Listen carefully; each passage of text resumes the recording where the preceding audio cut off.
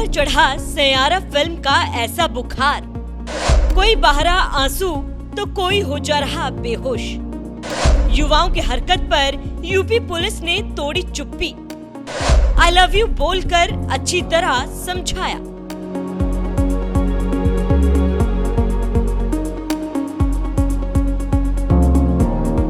देश के सिनेमाघरों में 18 जुलाई को एक फिल्म आई सैयारा, जिसने देखते ही देखते ऐसा तहलका मचाया कि सिनेमाघरों में दर्शकों का सैलाब उमड़ रहा है। लोगों के दिलों पर ये फिल्म ऐसा असर डाल रही है कि कोई सिनेमाघरों में ही बैठकर रो रहा है, तो कोई अपने प्यार का इजहार कर रहा है, तो कोई बेहोश हो जा रहा है।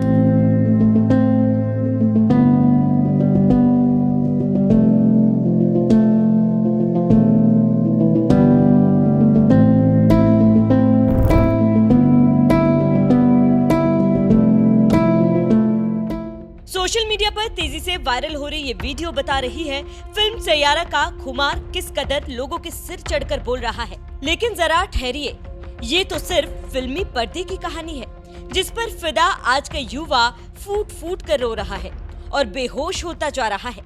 असली सैयारा तो योगी सरकार की पुलिस ने युवाओं को दिखाई, जब ऑनलाइन होने वाले फ्रॉड के बारे में सतर्क रहने के लिए एक जागरूकता भरा ट्वीट करते हुए लिखा, सैयारा से स्कैम ना हो जाए यारा। सैयारा देखकर लोग सिनेमाघरों में बेहोश हो रहे हैं, लेकिन असली बेहोशी तब होगी जब आई लव यू के बाद ओटीपी भेजो प्लीज आएगा और अकाउंट का बैलेंस शून्य दिखेगा। दिल दे ओटीपी नहीं। इस ट्वीट के साथ यूपी पुलिस ने एक इंफोग्राफिक भी पोस्ट किया, जिस पर लिखा था, कहीं आपका ऑनलाइन सैयारा साइबर ठग ना निकल जाए, सावधानी हटी दुर्घटना घटी। इसके साथ ही पुलिस हेल्पलाइन नंबर 112 भी लिखा था। यानी पुलिस ने मजाक के अंदाज में युवाओं को ऑनलाइन फ्रॉड से सतर्क तो किया ही, इसके साथ ही ये भी बताया कि अगर ऑनलाइन फ्रॉड का शिकार हो भी जाए तो पुलिस हेल्पलाइन नंबर 112 पर पुलिस को सूचना दे। पुलिस ने युवाओं को क्यों किया सतर्क? दरअसल आजकल के दौर में प्यार भी ऑनलाइन हो गया है। पहले नजरें मिलती थी, अब प्रोफाइल्स मैच होती है। पहले चिट्ठियां लिखी जाती थी, अब धड़ाधड़ मैसेज टाइप होते हैं। और जैसे ही मोहब्बत की गाड़ी ट्रैक पर आती है, सामने से आता है वो मीठा मीठा सवाल, जानू बस एक ओटीपी भेज दो ना, बस एक आखिरी काम है।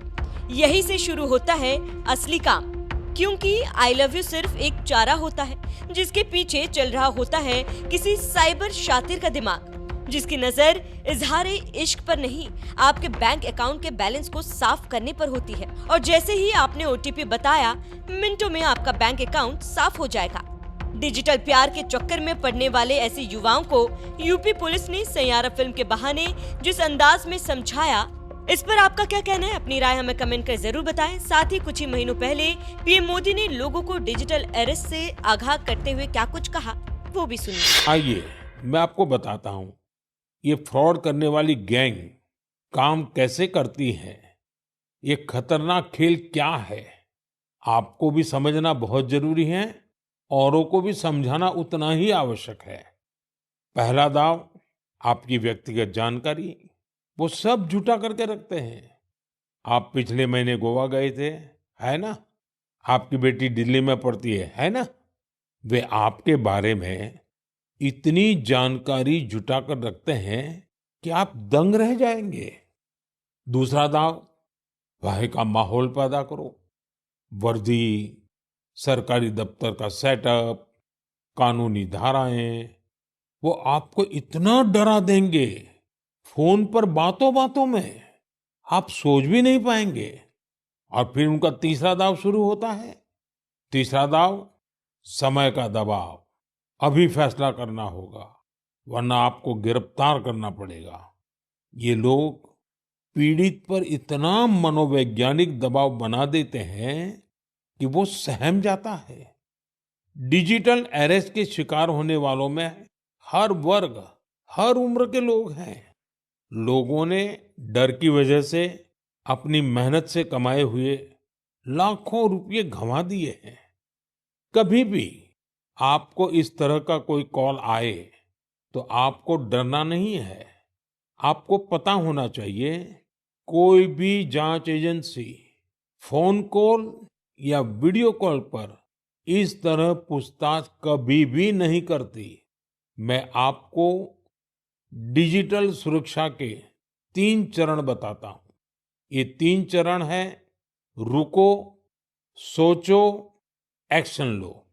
कॉल आते ही रुको, घबराए नहीं, शांत रहे, जल्दबाजी में कोई कदम न उठाएं, किसी को अपनी व्यक्तिगत जानकारी न दें, संभव हो तो स्क्रीनशॉट लें और रिकॉर्डिंग जरूर करें।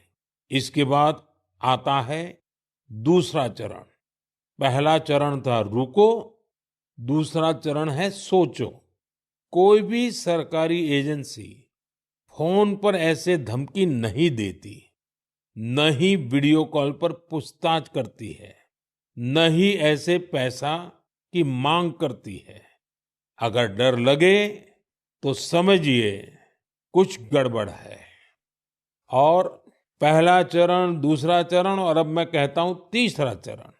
पहले चरण में मैंने कहा रुको, दूसरे चरण में मैंने कहा सोचो और तीसरा चरण कहता हूं एक्शन लो।